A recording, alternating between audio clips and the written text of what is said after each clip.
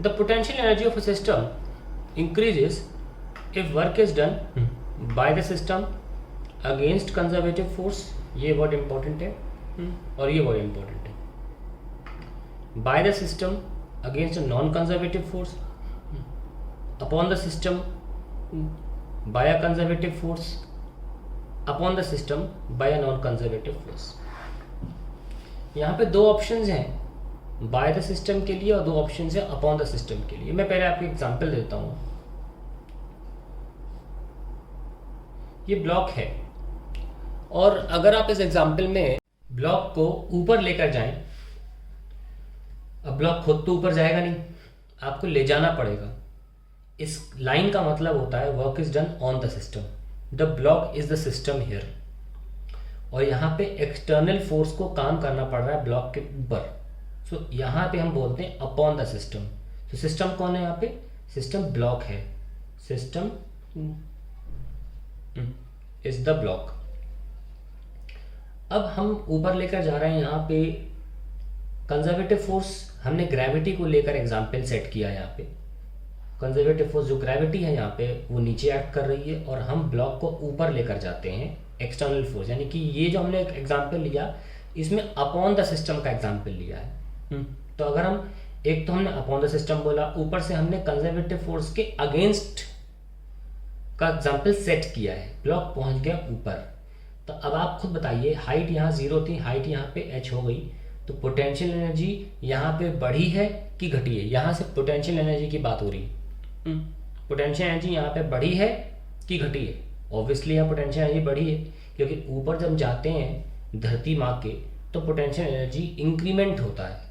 यानी कि हमने एक चीज़ सीखी, if the work is done first upon the system and against conservative force, तब पोटेंशियल एनर्जी में इंक्रीज होगा। और हमें ये पूछा गया है तो हमने आपको सामने एग्जाम्पल लिया ऐसा।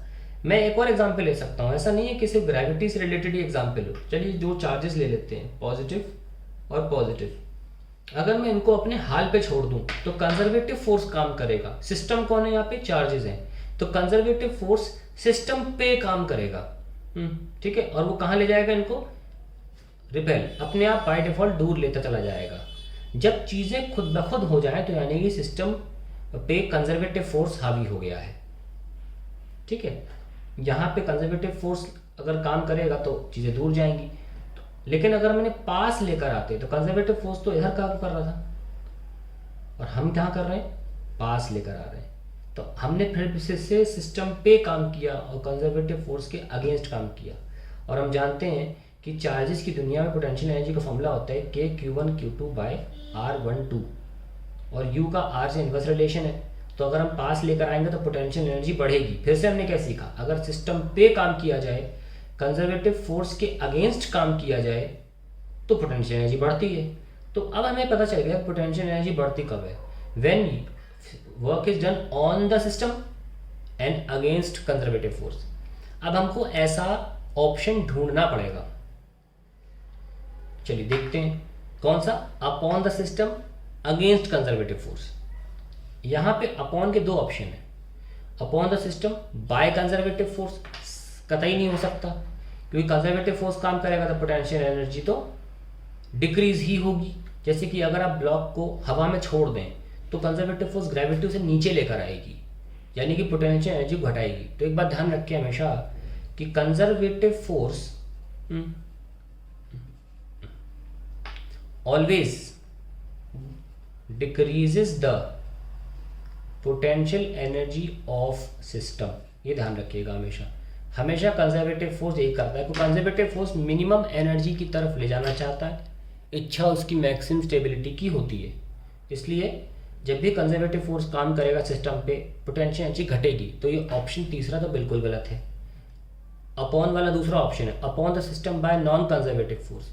नॉन कंजर्वेटिव फोर्स का एग्जाम्पल होता है फ्रिक्शन, और फ्रिक्शन की दुनिया में पोटेंशियल एनर्जी में चेंज नहीं होता, काइनेटिक एनर्जी में होता है। एग्जाम्पल के तौर पे मान लीजिए एक ब्लॉक को आप स्लाइड कर रहे हैं और आपने उसको फोर्स लगा दिया, तो फ्रिक्शन तो पीछे लगेगा, और ये फ्रिक्शन क्या करेगा? ब्लॉक की काइनेटिक एनर्जी में चेंजेस कर देगा, ना कि पोटेंशियल एनर्जी में।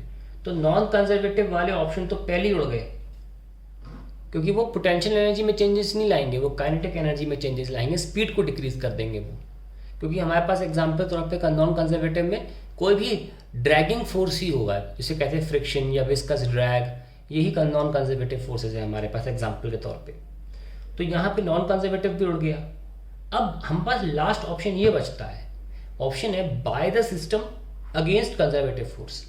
थोड़ा सा प्रॉब्लमेटिक है ये चार ऑप्शंस, हमेशा अपॉन द सिस्टम ही होता है, लेकिन अगर यानी कि प्राइमरीली आपको ज़्यादा ध्यान इस बात पे देना है कि अगेंस्ट कंजर्वेटिव फोर्स अगर हमें मिल जाए तो भी हम ऑप्शन मार्क कर सकते हैं। वैसे तो सही मायने में upon the system against conservative force ही होना चाहिए था, क्योंकि सिस्टम खुद ब खुद अगर अपने हाल पे छोड़ दिया जाए तो कंजर्वेटिव फोर्स उस पर हावी हो जाता है और चीज़ों को वो मिनिमम एनर्जी स्टेट की तरफ ले जाता है। लेकिन अगर ऑप्शन दिया है कि सिस्टम किसी भी तरीके से कंजर्वेटिव फोर्स के अगेंस्ट जा सकता है तो डेफिनेटली पोटेंशियल एनर्जी बढ़ेगी। तो इसलिए ए ऑप्शन सही आंसर है। कायदे से ये upon the system against conservative force होना चाहिए था, पर क्योंकि हमने एक चीज़ यहाँ नोटिस करी कि अगर नहीं भी है तो we will prioritize to the statement against conservative force. ठीक है, सो सिस्टम या जो फोर्स सिस्टम है अगर अगेंस्ट कंजर्वेटिव फोर्स किसी भी तरीके से काम कर पा रहा है तो फिर उसकी पोटेंशियल एनर्जी डेफिनेटली बढ़ेगी।